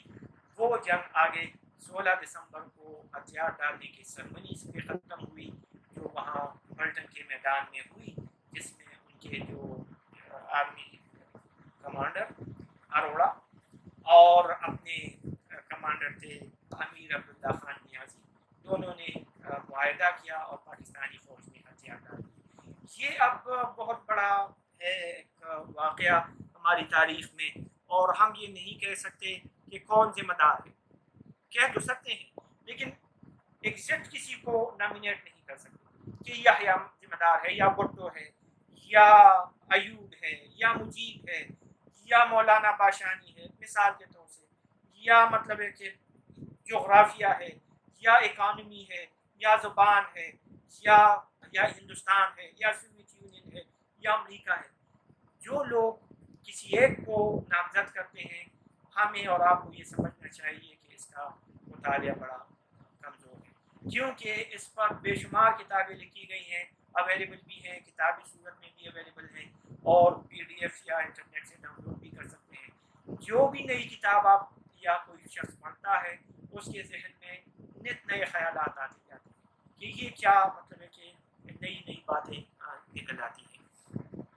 مثال کے طور سے جو مشہور کتابیں ہیں پاکستان میں جو چھپی ہیں، اس میں وٹنس ٹو سرنڈر ہے، صدیق سارق نے لکھی ہے، جس کا اردو ترجمہ میں نے ڈاکہ ڈوبتے دیکھا، یہ ہے 77 میں انگلش میں، پھر 5-6 سال بعد اردو میں چھپی، یہ DISPR بھی ہمارے رہ چکے تھے، پھر 88 میں 17 اگست 88 کو جنرل ضیاء الحق کے ساتھ طیارہ حادثہ ہوا، اس میں شہید ہوئے، اور یہ اس کے ان سروس نے، اور ان کے PRO کہہ لیں، اور ان کی تقاریر وغیرہ لکھا کرتے تھے، ادب سے تعلق کتابیں لکھی ہیں، اس میں ایک یہ کتاب بھی ہے، اور اپنی نگرانی میں اس کا ترجمہ کیا ہے۔ اپنے GW چودھری نے بھی کتاب لکھی ہے، last days of united Pakistan, جو ہماری لائبریری ہے، فری لٹل فیملی لائبریری، اس میں بھی کچھ کتابیں دستیاب ہیں۔ اس میں ایک کتاب جو ہے جو دستیاب ہے وہ ہے 71 کے وہ دن، بنگالی زبان میں لکھی گئی ہے اصل میں، اور انگلش میں اور اردو میں ٹرانسلیٹ ہوئی ہے کچھ عرصہ پہلے، بڑی مشہور کتاب ہے بنگال کے اندر، کم از کم بنگلہ دیش کے اندر، اور بہت اثر رسوخ یا سرکاری سرپرستی اس کو حاصل ہے۔ اس کی مصنفہ جہان آرا امام ہے اور یہ خاتون خانہ ہے اور اس نے ڈائری لکھی ہے اور وہ ڈائری آگے جا کے اس نے کتابی صورت میں چھاپی ہے. اس کا ایک بیٹا مفتی باہنی میں شامل ہوا وہ واپس نہیں آیا. اس کا شوہر بھی 14-15 دسمبر کو ہارٹ اٹیک سے وفات ہو جاتا ہے. دوسرا بیٹا بھی یہ مفتی باہنی میں شامل کرا دیتی ہے. تو اس وجہ سے اس کو بڑی شہرت حاصل ہوئی اور اس کو شہید جنانی یا شہیدوں کی ماں کا ٹائٹل ملا. تفصیلی کتاب ہے, بہت زیادہ باتیں بھی غیر ضروری بھی ہیں. مطلب ہے کہ خاتون خانہ ہے, ڈائری میں یہ بھی لکھا ہے کہ آج کیا پکاؤں گی اور سبزی لائی اور تک گئی اور آرام کیا. لیکن بہت اچھی باتیں بھی ہیں کہ ہمیں اس معاشرے کی ایک جھلک نظر آ جاتی ہے. تو یہ کتاب پڑھنے کے لائق ہے, آپ پڑھ سکتے ہیں. پھر یہ کتاب جو ہے کمیونسٹ مزدور کسان پارٹی کے ایک سابقہ رہنما ہے, اس نے لکھی ہے. مشرقی پاکستان کا المیہ, یہ بھی اچھی کتاب ہے. ایک اور بڑی اچھی کتاب ہے وہ لیفٹیننٹ کرنل شریف الحق تعلیم نے لکھی ہے, پاکستان سے بنگلہ دیش تک. یہ بھی فوجی افسر ہیں اور مغربی پاکستان میں تعینات تھے ینگ کے وقت. بعد میں بنگلہ دیش جب بن گیا تو اہم عہدوں پر تعینات رہی. لیکن اس کتاب شہید جنانی یا دوسری بنگالی کتابوں میں نہیں لائی جاتی. تو یہ شیخ مجیب کی حامی ہے اور یہ شیخ مجیب کی مخالفت میں نکل گیا. اس طرح اگر ہم دیکھتے ہیں اپنی جو کتاب ہے وٹنس ٹو سرنڈر, مشہور کتاب ہے, چھوٹی سی کتاب ہے, اردو میں بھی پڑھ سکتے ہیں. تو اس کے بارے میں یہ کہا جاتا ہے کہ یہ چونکہ بھٹو کی حکومت میں اس پر لکھنے کا کام شروع ہوا تو جو اس کے وہ ہیں کرٹکس وہ کہتے ہیں کہ یہ کتاب بھٹو کو بچانے کے لیے لکھی گئی ہے. اور واقعی جب انسان پڑھتا ہے تو کچھ اس قسم کی اسمیل آتی ہے اس سے. لیکن جب کتاب چھپ رہی ہے تو بھٹو جو ہے he was no more the prime minister. تو شاید آخری اس میں تھوڑا بہت ٹیکسٹ ریوائز ہوا بھی ہو چھپنے سے پہلے, لیکن زیادہ تر یہ کتاب جو وٹنس ٹو سرنڈر ہے یہ بھٹو کو ان اے سینس ہم کہہ سکتے ہیں کہ اس کو سپورٹ کر رہی ہے اور یحییٰ خان کو بلیم کر رہی ہے. بڑا پڑھا لکھا آدمی ہے اور نفیس آدمی بھی ہے, لیکن پھر بھی بنگالیوں پر اعتراض کر رہا ہے اور لکھتے ہوئے اس کا قلم بنگالیوں کو ڈیگریڈ کر رہا ہے. اگرچہ وہاں یہ شکست بھی کھا چکا ہے اور پھر آگے 2 سال یہ ہندوستان میں وہ قیدی بھی رہا. اس کے بعد بھی یہ جب کتاب لکھ رہا ہے تو بنگالیوں کا ان اے سینس ڈائریکٹ ہم نہیں کہہ سکتے لیکن تمسخر اڑا رہا ہے. 23 مارچ 1971 کو شیخ مجیب نے اپنے گھر پہ بنگلہ دیش کا جھنڈا لہرایا. یہی جھنڈا ہے اس وقت بھی بنگلہ دیش کا, سورج بنا ہے ریکٹینگل پہ, لیکن جو پہلے جھنڈا تھا اس وقت میں تو اس میں اس سورج کے اندر بنگلہ دیش کا نقشہ بھی ہوتا تھا. شیخ مجیب نے پہلی مرتبہ 23 مارچ 1971 کو اپنے گھر پہ اور اپنے حامیوں کے گھروں پہ یہ جھنڈا لگایا. اس کو گرفتار کیا گیا اور اس ملک کو مغربی پاکستان بھیجا گیا اور وہاں آپریشن شروع ہوا. جب آپریشن یا ان سینس وار ختم ہوا تو شیخ مجیب کو رہائی ملی اور وہ اگلے 2-3 دن بعد بنگال چلا گیا اور وہاں حکومت سنبھال. اس کو انہوں نے بنگلہ بندو یا فادر آف بنگالیز کا ٹائٹل دے دیا اور اس نے حکومت سنبھالی. لیکن آگے جا کے وہ بھی مطلق العنانی کی طرف چلا گیا. یہ جو اتھارٹی ہے یہ بذات خود جو ایک نیگیٹو آسپیکٹ ہے, بہت زیادہ اتھارٹی اگر کسی کے ہاتھ میں آ جائے تو شیخ مجیب کی جو اتھارٹی ہے یعنی کہ اتھارٹی میجارٹی کی کیوں نہ ہو یہ ایٹ دا اینڈ آٹوکریسی میں تبدیل ہو جاتی ہے. وہ جو پرانے حکمران ہوا کرتے تھے شہنشاہ اور مہاراجا تو آٹوکریٹ ہوا کرتے تھے, اپنی مرضی چلایا کرتے تھے. اب یہ جو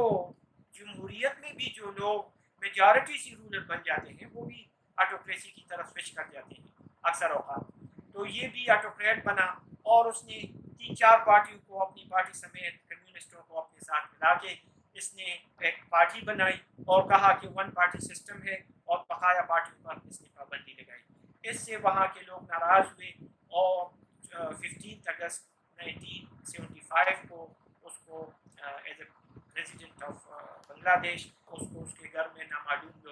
جان سے مار دیا. آج یہ حکومتیں بنی. بہرحال آخر میں حکومت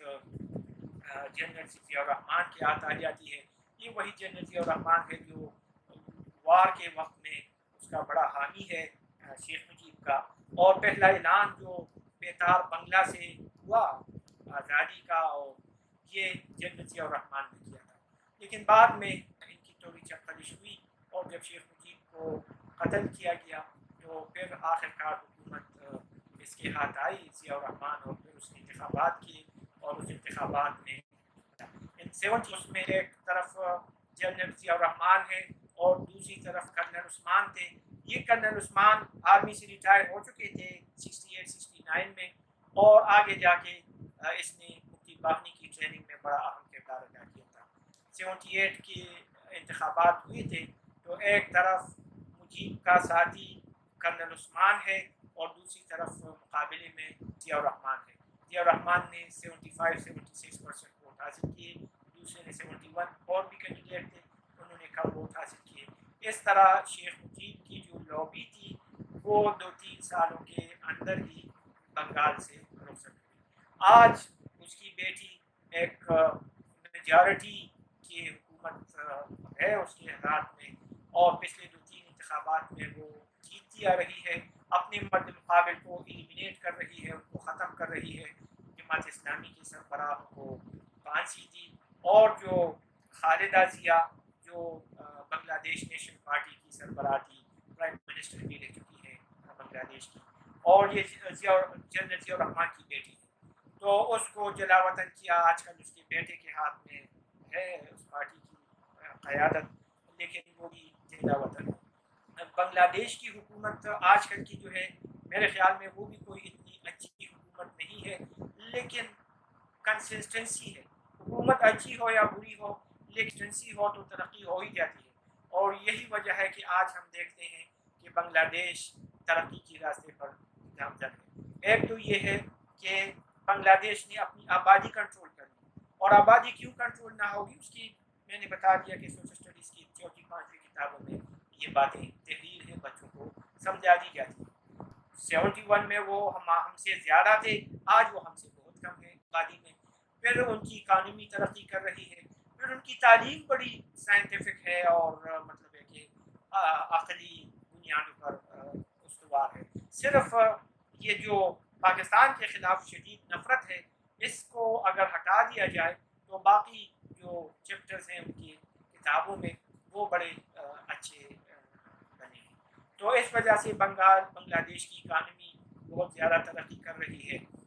اور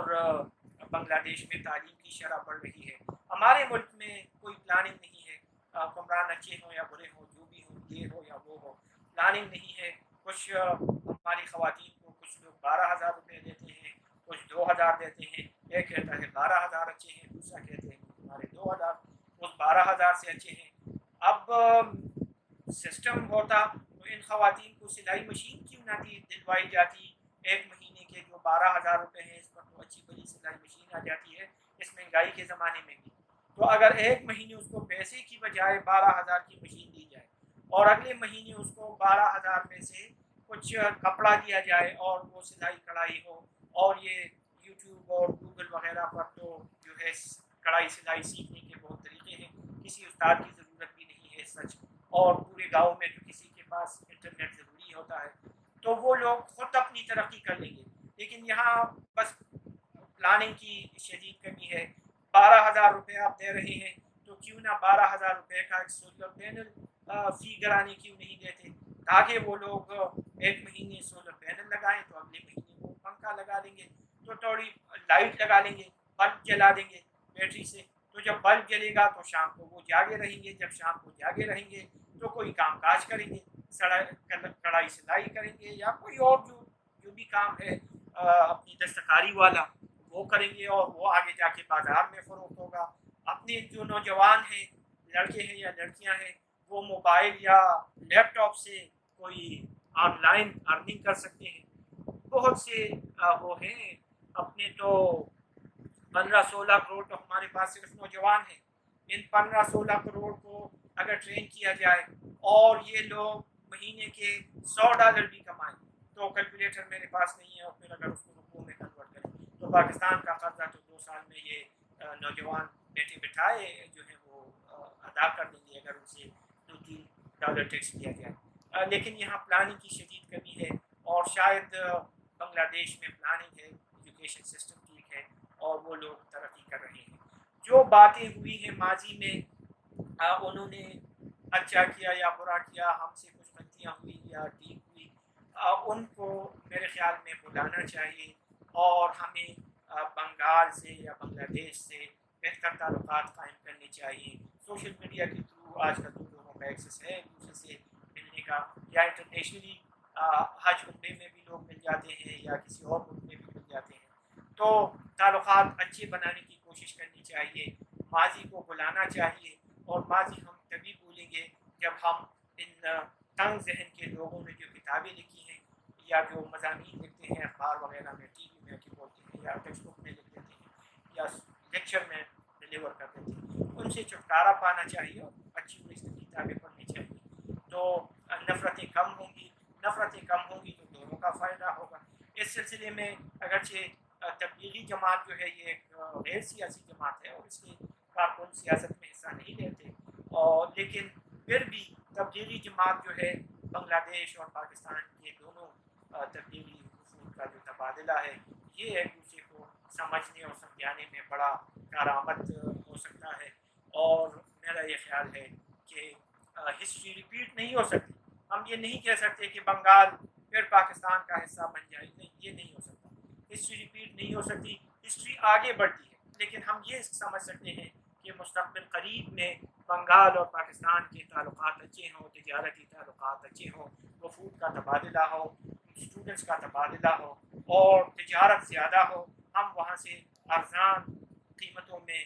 را مٹیریل خرید سکتے ہیں یا ان کو اپنی اشیاء بھجوا سکتے ہیں, ان سے بنی بنائی چیزیں خرید سکتے ہیں. تو اس سے جب تجارت بڑھے گی تو اور تعلقات اچھے ہوں گے. جب لوگ خوشحال ہوں گے, ملک دو ہوں, کوئی بے فائدہ بات نہیں ہے یا کوئی نقصانی بات نہیں ہے. بنگال الگ ملک ہے, یہ ایک حقیقت ہے اور اس کو ہم نے تسلیم کرنا ہے, اور انہوں نے بھی اس کو تسلیم کرنا ہے کہ پاکستان اور